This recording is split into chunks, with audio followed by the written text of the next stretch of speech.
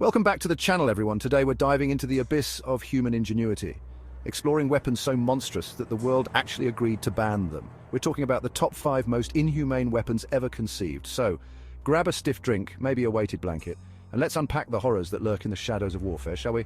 Buckle up, Buttercup. First up, we have chemical weapons. These are not just tools of war, they are instruments of horror. Picture this. A cloud of chlorine gas rolling across a battlefield, a silent, invisible killer that creeps into the lungs of unsuspecting soldiers. Soldiers choking, gasping for air as their lungs dissolve. The agony is unimaginable, the slow suffocation that leaves them helpless. Chemical weapons don't discriminate. They don't care if you're a soldier or a civilian. They strike with equal ferocity, leaving devastation in their wake.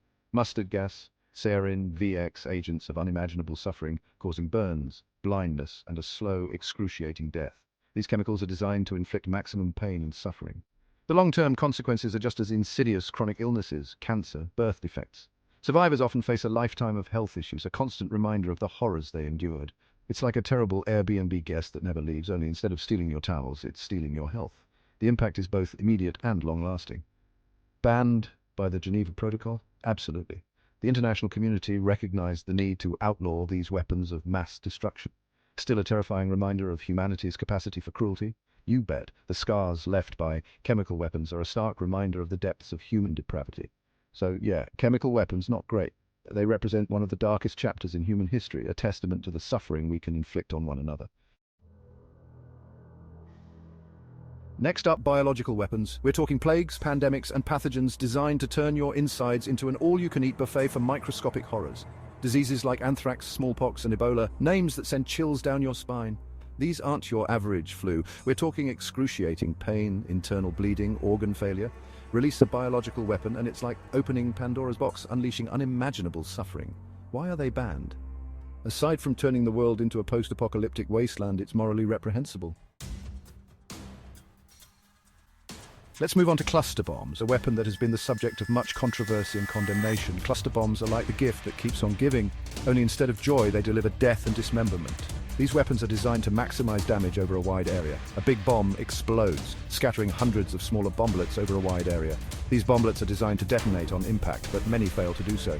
Not all of those bomblets explode on impact. Many lie dormant in fields, villages, playgrounds, and other places where civilians live and work. They don't care if you're a soldier or a child. These unexploded bomblets are a hidden danger, waiting to be triggered by the unsuspecting. Step on one and boom, you're having a really bad day. The consequences are often fatal or result in severe injuries. Cluster bombs leave behind a toxic legacy of unexploded ordnance that continues to kill and maim long after the fighting has stopped. This makes post-conflict recovery and rebuilding efforts extremely challenging. That's why they're considered weapons of indiscriminate and unacceptable harm. Many international organizations and countries advocate for their ban, highlighting the long-term humanitarian impact. Landmines are the ultimate cowards of the battlefield. They lie in wait, hidden beneath the surface, unseen and unheard. They don't engage in fair fights. They just sit there, hidden, waiting for an unsuspecting victim. They're patient, silent and deadly.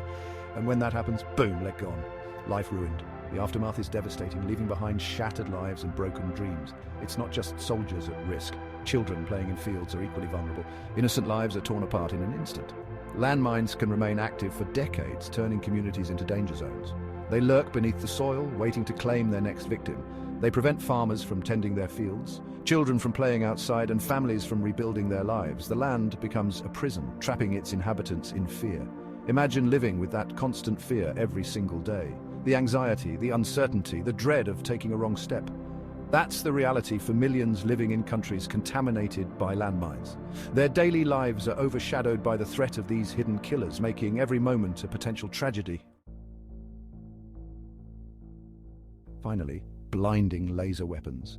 These aren't your average laser pointers. They're high-powered beams designed to inflict permanent blindness. Imagine never seeing your loved ones again, never witnessing a sunrise. Some argue they're a more humane alternative since they don't kill, but permanent blindness is a special kind of cruelty. It leaves victims with lifelong physical and psychological scars. The very idea of blinding laser weapons strikes at the core of our humanity. That's why the international community has banned their use in warfare.